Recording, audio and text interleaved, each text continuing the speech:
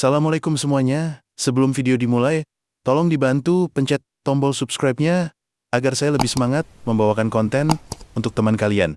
Ngopi, dan jika sudah, mari kita mulai ceritanya. Di pinggiran kota Sidoarjo yang semakin berkembang dengan deru pembangunan, terdapat sebuah wilayah yang terlupakan oleh gemerlap kota. Jalan-jalan sempit berdebu di musim kemarau, becek saat hujan, seolah menjadi ruang abu-abu antara peradaban dan keterasingan. Di salah satu gang bercabang, berdiri rumah kontrakan 2 lantai yang tampak seperti hunian biasa. Cat dindingnya telah memudar, sebagian bahkan mengelupas. Di teras kecilnya, tergantung jemuran baju seadanya, dan di halaman sempit, tumbuh ilalang liar yang dibiarkan begitu saja. Tak seorang pun dari warga sekitar yang mencurigai tempat itu sebagai pusat operasi kriminal lintas negara. Mereka mengira rumah itu milik seorang pengusaha lokal yang sering bepergian dan jarang bersosialisasi. Warga mengenalnya sebagai Pak Tony, nama samaran yang digunakan dalang utama dalam operasi ini. Ia dikenal tenang, jarang bicara, dan selalu membayar apapun secara tunai. Tidak pernah ada masalah. Dan karena tidak ada masalah, tidak ada pula kecurigaan. Tapi di balik dinding rumah itulah denyut jaringan gelap berdetak tanpa henti. Di dalam rumah itu terdapat ruang bawah tanah kecil yang dulunya adalah gudang.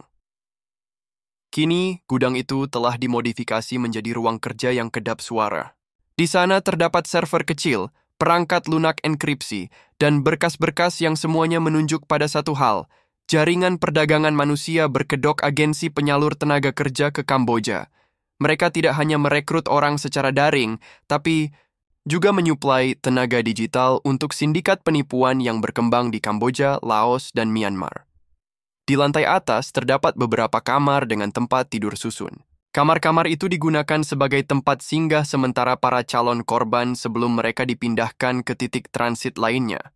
Para perempuan muda sebagian besar berasal dari daerah pedesaan di Jawa Timur dan Nusa Tenggara Timur, dibawa ke sana dengan janji pekerjaan legal dan gaji besar. Mereka diberitahu bahwa mereka akan bekerja sebagai staf hotel, penjaga toko, atau bahkan sekretaris di perusahaan-perusahaan besar di luar negeri. Mereka tidak tahu bahwa yang menanti mereka adalah eksploitasi tanpa ujung.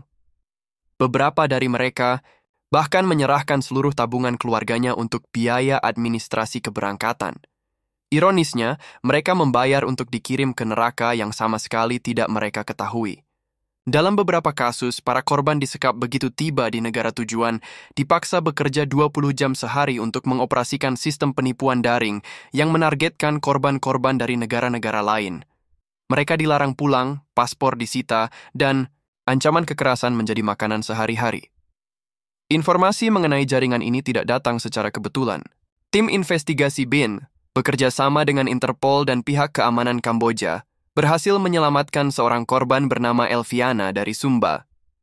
Ia adalah satu dari sedikit yang berhasil melarikan diri, dan kesaksiannya membuka jalan panjang menuju rumah kontrakan di Sidoarjo itu. Ia menggambarkan bagaimana dirinya direkrut secara daring, dijanjikan pekerjaan sebagai resepsionis hotel, lalu dikirim ke Phnom Penh. Sesampainya di sana, ia disekap dan dipaksa bekerja dalam sebuah ruangan gelap, tanpa jendela, dengan komputer dan headset yang tak pernah lepas dari kepala. Ia disuruh menipu orang setiap hari, dan jika gagal mencapai target, ia dipukuli. Dari pengakuan Elviana dan hasil penelusuran digital, Densus 88 mulai menyusun peta jaringan. Beberapa lokasi diidentifikasi sebagai safe house, sementara yang lain berfungsi sebagai tempat pelatihan intensif sebelum korban dikirim ke luar negeri. Namun yang paling mencolok adalah rumah kontrakan di Sidoarjo. Di tempat itu, sinyal komunikasi terenkripsi terekam secara konsisten. Dalam beberapa pekan terakhir, tim Siberdensus mencatat frekuensi pengiriman data meningkat tajam, seolah menunjukkan ada aktivitas besar yang tengah direncanakan. Pimpinan Densus memutuskan untuk mengaktifkan unit operasi dalam negeri. Mereka menamai misi ini Operasi Bayangan Timur, merujuk pada lokasi geografis dan sifat jaringan yang beroperasi dalam bayang-bayang hukum dan kemanusiaan. Tim dibagi ke dalam beberapa satuan, Satuan Pelacak Digital, Satuan Infiltrasi Darat, dan Satuan Eksekusi Lapangan. Mereka bekerja dalam senyap, bergerak tanpa banyak suara, mencocokkan data, menyisir kemungkinan pengkhianatan di dalam. Selama 19 hari, rumah kontrakan itu dipantau siang dan malam. Kamera pengintai tersembunyi dipasang di tiang listrik, dalam helm petugas PLN palsu, hingga dalam tas plastik yang digantung di pagar. Data yang didapat sangat jelas. Dalang utama berada di lokasi, keluar hanya 2 kali seminggu, dan selalu diantar oleh 2 pria bertubuh besar dengan langkah tegas dan gerakan mencurigakan. Di malam hari, kendaraan jenis minibus datang membawa perempuan-perempuan muda yang tampak lelah dan ketakutan. Mereka turun, masuk dengan kepala tertunduk dan tidak pernah terlihat keluar lagi. Setiap wajah direkam. Beberapa cocok dengan laporan kehilangan yang sudah diinput oleh keluarga korban ke pihak berwajib. Bahkan ada satu yang teridentifikasi masih di bawah umur. Fakta ini memperkuat dugaan bahwa jaringan ini tak hanya melakukan pengiriman tenaga kerja ilegal, tapi juga perdagangan anak. Densus tahu mereka tak bisa menunggu lebih lama. Dari informasi yang masuk, diketahui bahwa dalam 2 hari ke depan akan ada pengiriman besar-besaran ke Kamboja. Sebuah kapal kargo telah disiapkan di Pelabuhan Tanjung Perak dengan dokumen palsu. Nama korban telah dipalsukan, mereka dimasukkan dalam manifest sebagai pekerja kapal, padahal kenyataannya mereka akan diselundupkan di balik kontainer kosong.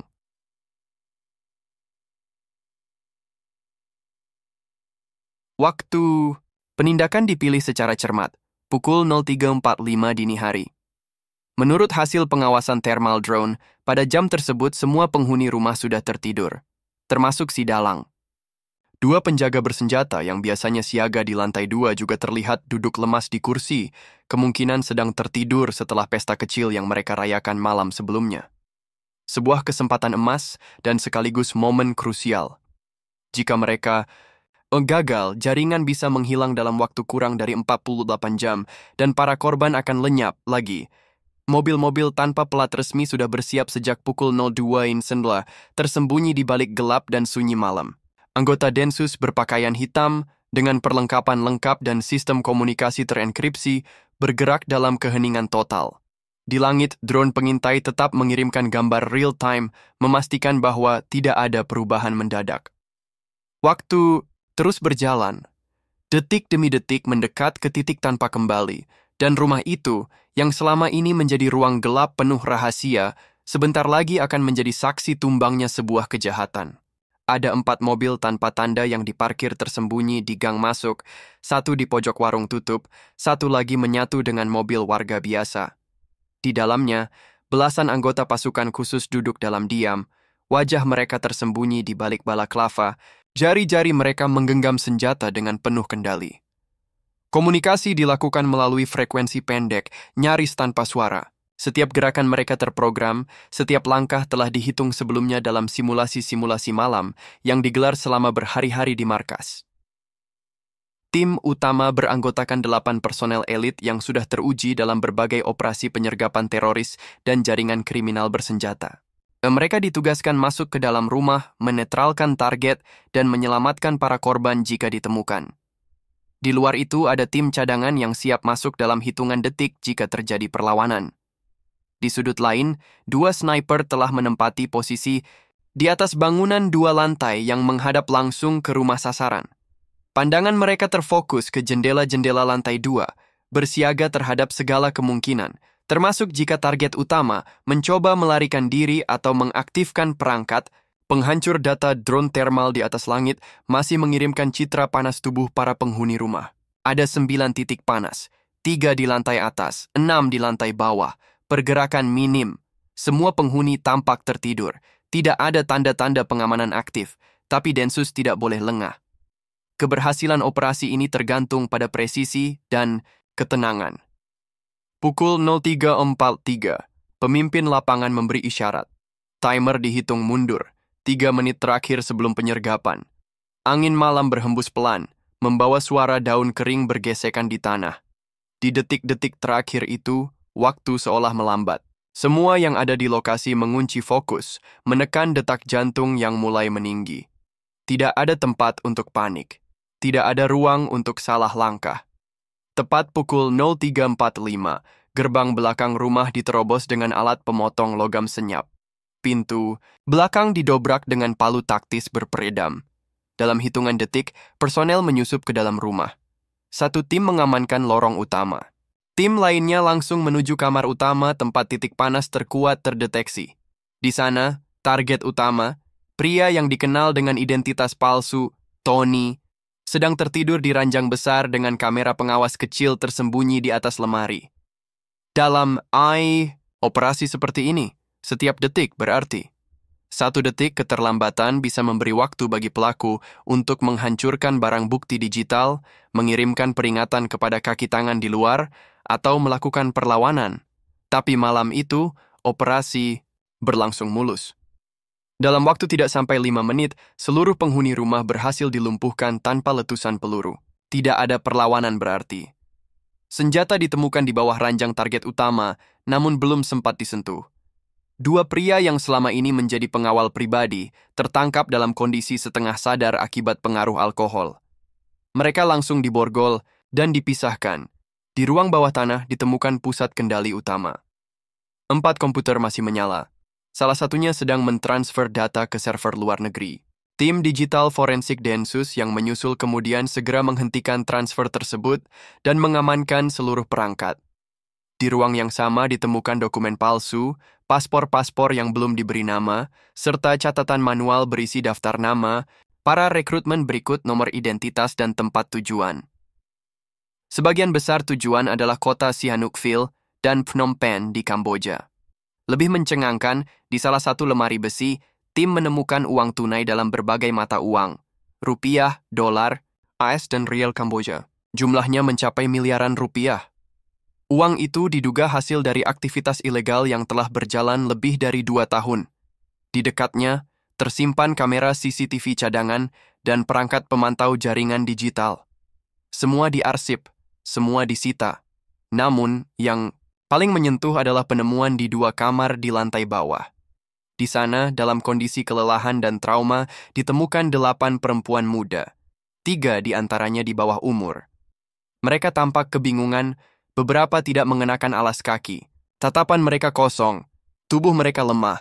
Sebagian dari mereka bahkan tidak tahu sedang berada di mana. Mereka berasal dari berbagai pelosok, Magetan, Ende, Kupang, dan Probolinggo. Di setiap wajah mereka tersimpan kisah panjang pemaksaan, penipuan, dan pemupusan harapan. Dalam sunyi itu, suara tangis kecil terdengar samar, menyayat kesunyian malam, yang baru saja direnggut paksa oleh kebenaran. Protokol penyelamatan korban segera diberlakukan. Tim medis disiagakan. Para korban diperiksa satu persatu, lalu dibawa ke lokasi perlindungan sementara. Di sana, mereka akan mendapatkan pendampingan psikologis dan hukum. Nama-nama mereka akan dicocokkan dengan laporan orang hilang dari berbagai daerah. Sementara itu, pria yang selama ini menjadi otak operasi, Tony, duduk dengan tangan terborgol dan kepala tertunduk, wajahnya tenang, tidak ada ketakutan, tidak ada perlawanan. Ia seakan sudah tahu, cepat atau lambat saat ini akan datang. Di Indoton dalam pikirannya, mungkin ia menghitung kerugian. Tapi Densus tidak peduli. Yang mereka tahu, 1 titik pusat jaringan telah dihancurkan. Namun mereka juga sadar, ini bukan akhir. Dari semua barang bukti yang ditemukan, jelas terlihat bahwa jaringan ini tidak hanya beroperasi di satu tempat. Ada cabang di kota lain. Ada operator di luar negeri. Ada korporasi fiktif yang menjadi tameng. Dan lebih dari itu, ada ribuan korban lain yang mungkin belum ditemukan, yang masih terjebak di luar negeri, yang saat ini masih menatap layar komputer. Di balik jeruji digital dan harapan yang sirna doa operasi malam itu adalah langkah pertama. Langkah yang sangat penting, tapi juga langkah menuju jalan panjang yang berliku. Karena jaringan ini bukan hanya tentang satu rumah kontrakan, bukan hanya tentang satu dalang. Ini tentang sistem yang tumbuh diam-diam di tengah celah hukum, dalam bayang-bayang kemiskinan, di antara janji palsu dan impian yang dijual murah. Dan di tengah malam yang semakin dingin itu, saat suara sirin perlahan mendekat dari kejauhan, rumah kontrakan itu berdiri dalam sunyi. Tidak lagi menyimpan rahasia, tapi menjadi saksi bahwa kejahatan, betapapun tersembunyinya, suatu saat akan disingkap oleh cahaya. Dari hasil analisis awal, ditemukan sejumlah IP address yang mengarah ke beberapa kota besar di Kamboja. Server utama jaringan tersebut tampaknya berada di Phnom Penh, Namun aktivitas paling intens terdeteksi di Sihanoukville, kota pesisir yang dalam beberapa tahun terakhir menjelma menjadi pusat perjudian online, pekerja migran ilegal, dan aktivitas kriminal siber berskala internasional. Jejak digital itu bukan hanya terdiri dari email dan transaksi, tapi juga komunikasi terenkripsi di platform yang tak dikenal publik. Mereka menggunakan aplikasi buatan sendiri, ringan, sederhana, namun sangat efektif. Di dalamnya, sistem pengkodean sandi dan penghapusan otomatis membuat setiap pesan hanya hidup selama beberapa detik. Tapi sebagian kecil dari log sistem masih bisa dipulihkan. Dan dari sinilah penyelidikan lanjutan dimulai. Tercatat ada komunikasi antara Tony dan seseorang yang hanya dikenal sebagai The Broker. Nomor ponsel dan alamat IP yang digunakan selalu berganti setiap 48 jam. Tapi gaya penulisan, pola waktu, dan server perantara yang digunakan membuat tim bisa memusatkan dugaan bahwa The Broker berada di Kamboja, kemungkinan besar berkewarganegaraan Indonesia atau Vietnam. Ia adalah penghubung antara jaringan di Indonesia dengan sindikat perekrut di luar negeri. Di hari yang sama, Densus mengadakan rapat koordinasi tertutup dengan Badan Nasional Penanggulangan Terorisme, BNPT, Kementerian Luar Negeri, serta perwakilan dari Kepolisian ASEAN. Koneksi internasional diperlukan untuk melangkah lebih jauh, tak hanya soal ekstradisi atau pelacakan lintas negara, tetapi juga untuk membuka data perbankan yang terkait dengan aliran dana mencurigakan ke rekening di luar negeri. Laporan lain datang dari tim tindak ekonomi digital. Dalam kurun waktu 3 tahun terakhir, ada 213 transaksi dalam jumlah besar dari rekening yang terdaftar atas nama agensi penyalur kerja fiktif, masuk ke perusahaan berbasis di Hong Kong dan kemudian diteruskan ke Kamboja. Dana itu digunakan untuk logistik, suap, pembelian identitas palsu, dan pemeliharaan safe house untuk menampung pekerja ilegal sebelum disalurkan ke jaringan sindikat di Sihanoukville. Dari pengolahan big data, ditemukan pula pola yang menunjukkan bahwa setiap bulan rata-rata 45 orang dikirim dari Indonesia menggunakan jalur ilegal menuju Kamboja, Laos, dan Myanmar. Mereka dijanjikan pekerjaan sebagai customer service atau pekerja teknis dengan gaji tinggi, tetapi nyatanya mereka dipaksa menjadi operator penipuan daring atau dalam banyak kasus dikurung dan dipaksa bekerja tanpa upah. Beberapa korban bahkan dilaporkan tidak pernah terdengar lagi kabarnya setelah sampai di sana. Sementara itu, di Phnom Penh, atase kepolisian Indonesia yang ditugaskan di Kedutaan Besar RI mulai melakukan pendekatan terselubung kepada otoritas lokal. Hubungan kerjasama dalam penanganan perdagangan manusia telah terjalin sebelumnya, namun kali ini kasus yang dibawa jauh lebih sensitif. Tidak semua orang bisa dipercaya, sebab jaringan ini tampaknya menyentuh pejabat lokal tertentu yang bersedia membiarkan bisnis itu berjalan selama mendapat bagian dari keuntungan. Tim Densus juga mengidentifikasi satu lokasi penting di Sihanoukville. Sebuah gedung kantor 5 lantai yang di permukaan beroperasi sebagai perusahaan teknologi penyedia layanan komunikasi. Tapi dari penelusuran data, diketahui bahwa tempat itu adalah pusat operasi penipuan daring dan tempat pelatihan bagi korban-korban yang baru tiba. Para korban dikurung di lantai atas, tanpa akses keluar, dan setiap sudut diawasi oleh kamera, serta penjaga bersenjata. Penyelidikan digital kemudian mengungkap nama baru Xieng Long, seorang pria kelahiran Vietnam yang diyakini sebagai pemimpin utama operasi di Kamboja. Ia tak banyak meninggalkan jejak daring, tapi lewat metode OSINT, Open Source Intelligence, tim berhasil mengaitkan wajahnya dengan data paspor lama dan foto dari pesta pribadi yang bocor di media sosial. Ia diketahui sering berpindah tempat, punya setidaknya 3 identitas palsu, dan memiliki koneksi kuat dengan jaringan kriminal di Macau dan Thailand. Dalam waktu 3 minggu, Densus telah menyusun semimel 3 nama yang diduga kuat sebagai bagian dari jaringan, termasuk 18 warga negara Indonesia yang bekerja sebagai koordinator di luar negeri. Beberapa dari mereka sebelumnya adalah korban juga, yang setelah beberapa tahun dipaksa menjadi kaki tangan karena tidak punya pilihan untuk kembali. Mereka menjadi operator, pengawas, bahkan perekrut korban baru dari Indonesia. Situasi ini memperjelas bahwa jaringan ini tidak hanya kejam, tetapi juga sistematis. Para korban diubah menjadi pelaku. Para pelaku terus mencari mangsa baru, dan lingkaran ini terus berputar. Sebuah industri gelap yang menjanjikan keuntungan besar bagi segelintir orang dan menyisakan penderitaan bagi ribuan lainnya. Sementara itu, di Indonesia, keluarga-keluarga yang anaknya hilang mulai bermunculan. Laporan ke posko Densus membeludak.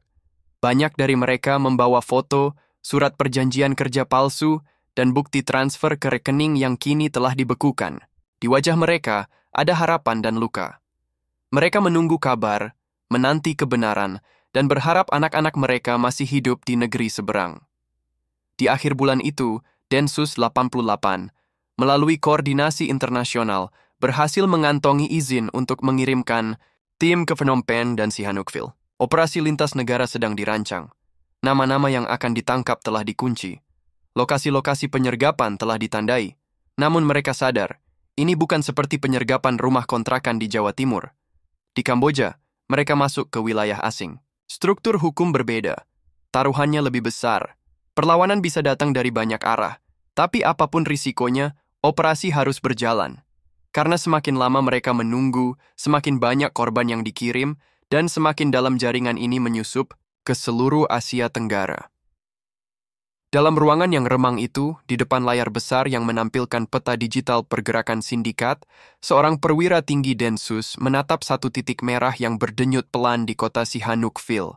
Di titik itu, sebuah cerita kelam menunggu diungkap, dan perburuan belum selesai. Penyergapan ini adalah langkah terakhir yang harus dilalui untuk menghancurkan jaringan perdagangan manusia yang begitu terorganisir dan licin.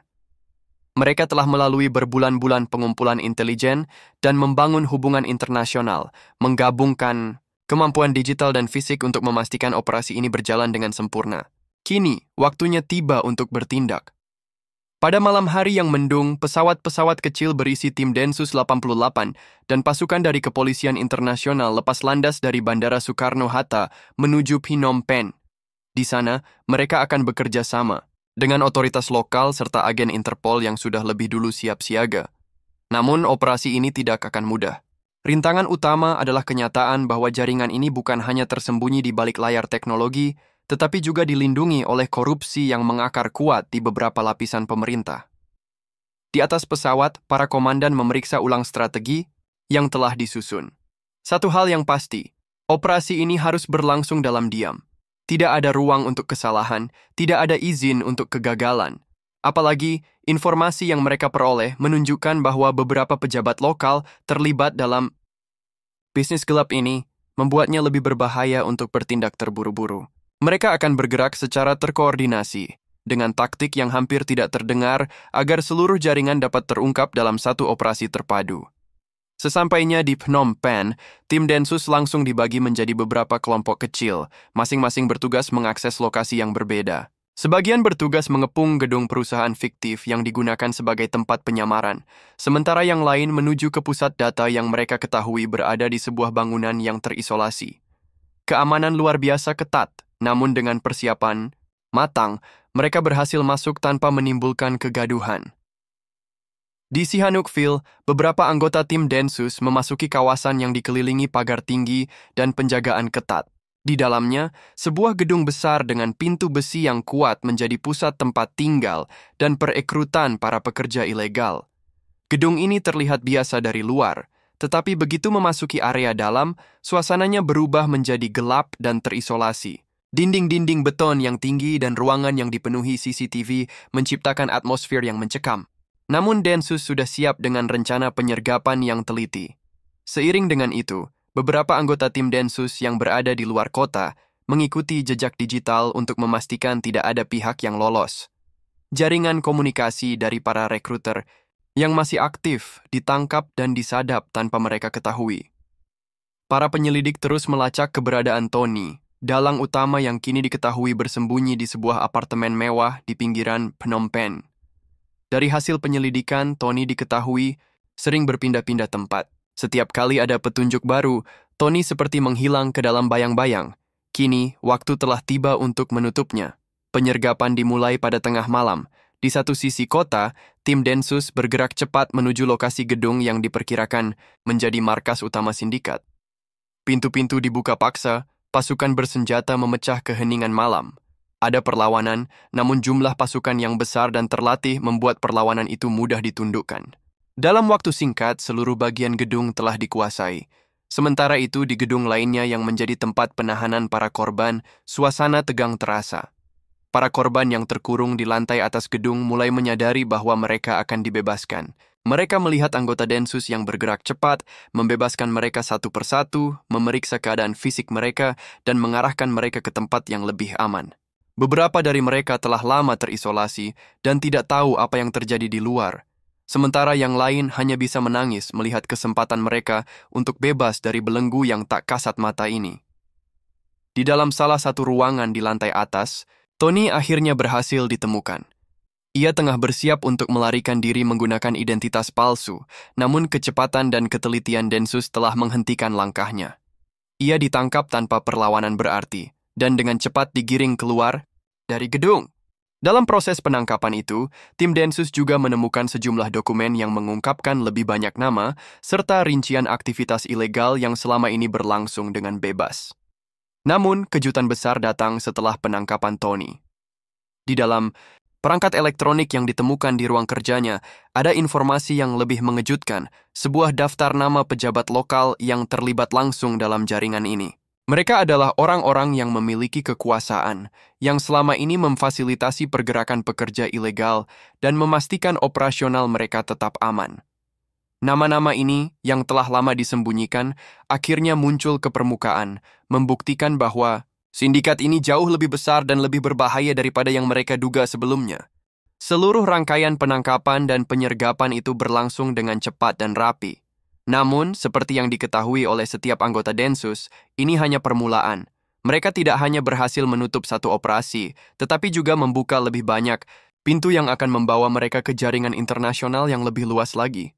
Di antara para korban yang diselamatkan, ada mereka yang sudah kehilangan keluarga, dan banyak dari mereka yang harus menghadapi kenyataan pahit bahwa hidup mereka telah terenggut selama bertahun-tahun. Operasi ini, meskipun sukses, bukanlah akhir dari perjuangan. Densus 88 bersama pihak internasional harus melanjutkan kerja keras mereka, karena apa yang telah mereka ungkapkan hanya bagian kecil dari kejahatan besar yang telah berakar dalam. Seperti yang disadari oleh para penyelidik, setiap penangkapan yang dilakukan hanya membuka jalan untuk mengungkap lebih banyak lagi. Jaringan ini mungkin sudah jatuh, tetapi bisnis perdagangan manusia dan kejahatan internasional lainnya masih akan terus berlanjut, dan mereka harus siap untuk menghadapi itu. Saat para korban diselamatkan dan dibawa ke tempat aman, ada sebuah rasa lega yang mengalir. Bagi sebagian dari mereka, ini adalah titik balik dalam hidup. Bagi keluarga yang telah menunggu bertahun-tahun, ada air mata kebahagiaan yang tak dapat mereka tahan. Meskipun mereka tahu bahwa dunia ini masih penuh dengan ketidakadilan, mereka memiliki harapan baru untuk masa depan. Namun, bagi Densus 88, ini hanyalah satu kemenangan kecil dalam perjuangan panjang. Mereka tahu bahwa dalam dunia yang penuh dengan jaringan gelap, pertempuran ini tidak akan berakhir dalam semalam. Tetapi mereka juga tahu bahwa setiap langkah yang mereka ambil, setiap upaya yang mereka lakukan, semakin mendekatkan mereka pada dunia yang lebih aman, lebih adil, dan lebih baik.